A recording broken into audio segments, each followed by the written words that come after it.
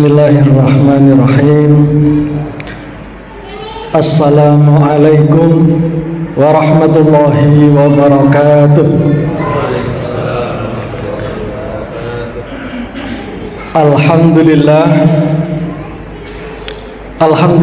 wassalatu wassalamu ala Rasulillah wala haula wala quwata illa billah, amma ba'd. Jamaah sekalian yang dimuliakan oleh Allah Subhanahu wa taala, pentingnya menyiapkan arsitek peradaban yang pasti kita siapkan dari rumah kita masing-masing dengan sentuhan cinta dan kasih sayang, sentuhan tangan lembut kita sebagai orang tuanya, apakah sebagai ayah ataukah sebagai ibu. Para jamaah sekalian, Ibnu Khaldun,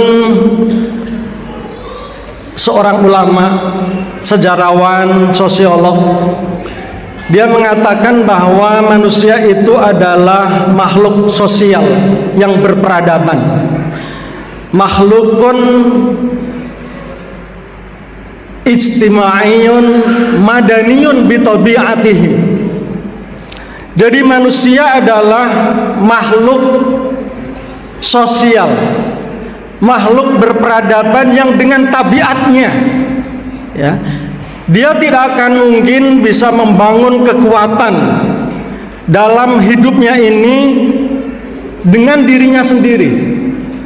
Pasti membutuhkan kolaborasi, membutuhkan kekuatan orang-orang yang ada di sekitarnya. Hubungan sosial manusia yang baik dalam teori Ibnu Khaldun itu merupakan cita-cita luhur dari penciptaan manusia itu sendiri. Manusia itu ada karena dia mampu bersosial. Jangan heran kalau tetangga kita anggap tidak ada, atau diri kita sendiri seringkali dianggap oleh tetangga kita tidak ada, karena kita tidak bersosial, mengurung diri di rumah. Keberadaan kita tidak dirasakan oleh orang lain, keberadaan kita tidak bermakna, keberadaan kita seolah-olah tidak ada. Dan itu banyak sekali terjadi dengan orang-orang yang ada di sekeliling kita. Jamaah sekalian, Ramadan diciptakan oleh Allah sebagai momentum spesial untuk menciptakan, untuk membangun arsitek-arsitek peradaban yang sejati, yang luhur dan yang mulia. Dan mereka itulah yang namanya orang-orang yang bertakwa. Ayat yang paling populer dan sering kita dengar di bulan suci Ramadan dari mimbar-mimbar khutbah, mimbar-mimbar kultum, adalah surat Al-Baqarah ayat 183. Wahai orang-orang yang beriman, telah diwajibkan kepada kalian untuk berpuasa sebagaimana diwajibkan kepada umat sebelum kalian, la'allakum tattaqun, supaya kita semuanya menjadi orang-orang yang bertakwa. Lalu kemudian Allah Subhanahu wa taala dalam ayat yang lain, tepatnya di dalam Al-Quran surat Ali Imran ayat 133 dan 134, menjelaskan kepada kita tentang bagaimana sifat dan karakter orang-orang yang bertakwa, yaitu orang-orang yang kontributif dalam kehidupan sosialnya. Keberadaannya selalu hadir, kehadirannya selalu ada dengan apa yang dia bisa berikan. Tidak ada alasan untuk tidak mampu memberikan di tengah-tengah kehidupannya ini.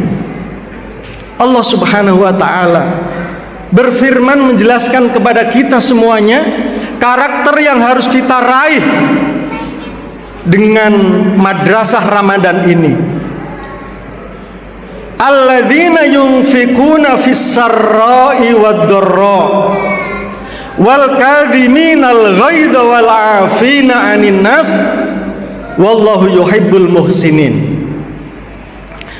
Karakter orang yang bertakwa yang diharapkan lahir dari madrasah Ramadan ini, yang pertama adalah mereka yang senantiasa menafkahkan hartanya baik di saat dia lapang maupun di saat dia sempit.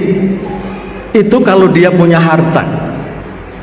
Kalau tidak punya harta, datang ke masjid ikut menyiapkan baksos, datang ke masjid ikut menyiapkan takjil, datang ke masjid ikut merapikan dan membersihkan masjid,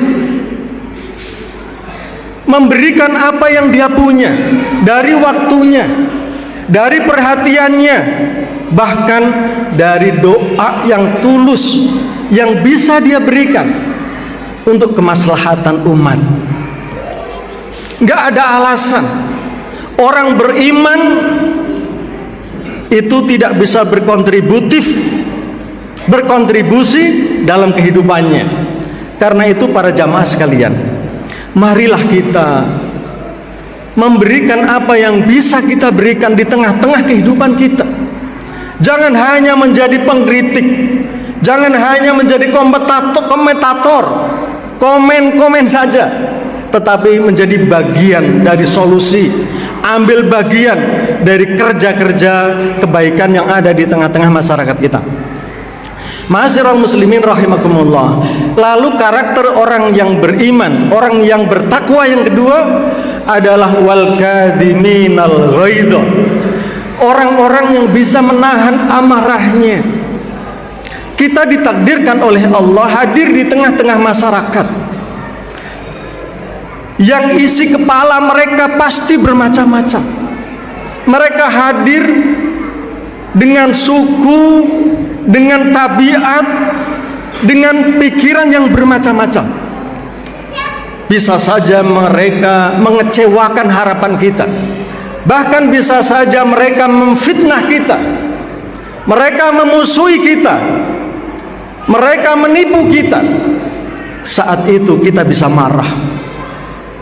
Tetapi orang yang bertakwa, dia menahan amarahnya, dia menyimpan amarahnya, menggantinya dengan bermuka yang berseri-seri, dengan tatapan yang tidak menyakitkan dan mengecewakan orang lain.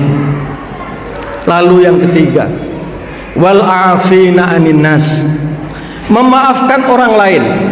Bisa saja jamaah sekalian, Ustadz Imam, Ustadz Badrun, orang menahan amarah karena kecewanya kepada orang lain,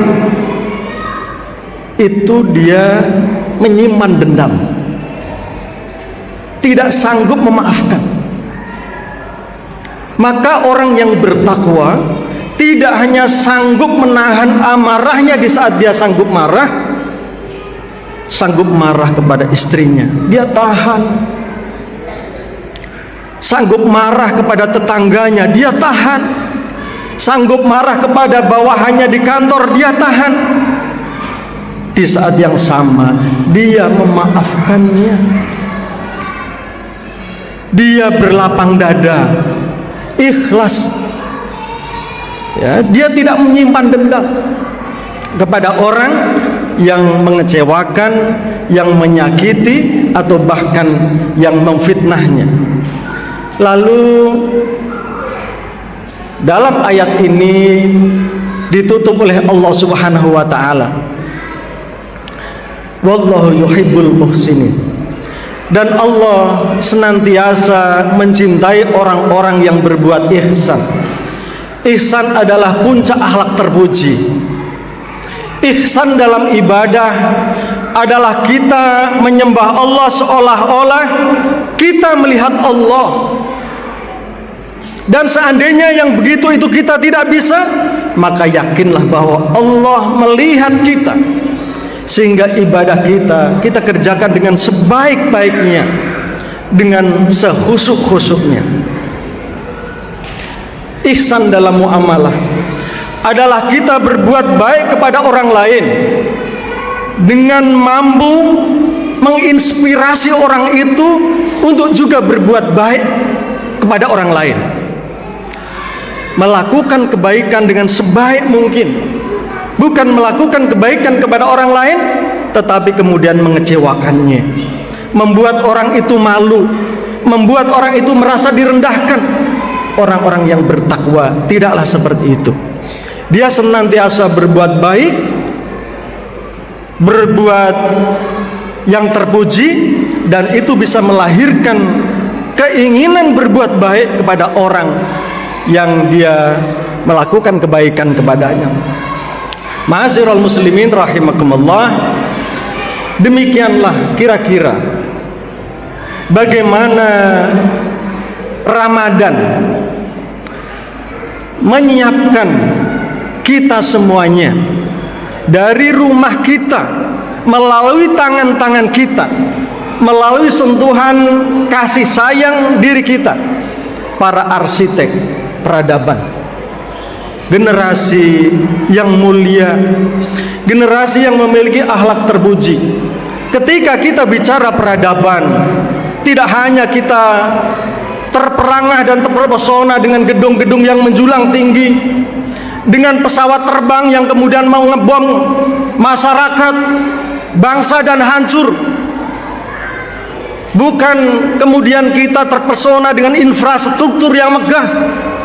Bicara peradaban adalah bicara manusia-manusia yang mulia, yang bisa menjaga kehormatan dan harkat martabat dirinya, yang mengetahui hak Tuhannya dan bisa menunaikan kewajiban kepada Tuhannya, yaitu manusia yang bertakwa, generasi-generasi Rabbani.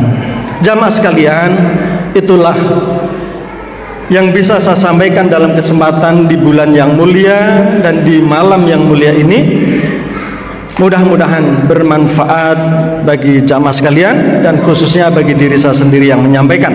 Billahi taufiq wal hidayah. Assalamualaikum warahmatullahi wabarakatuh.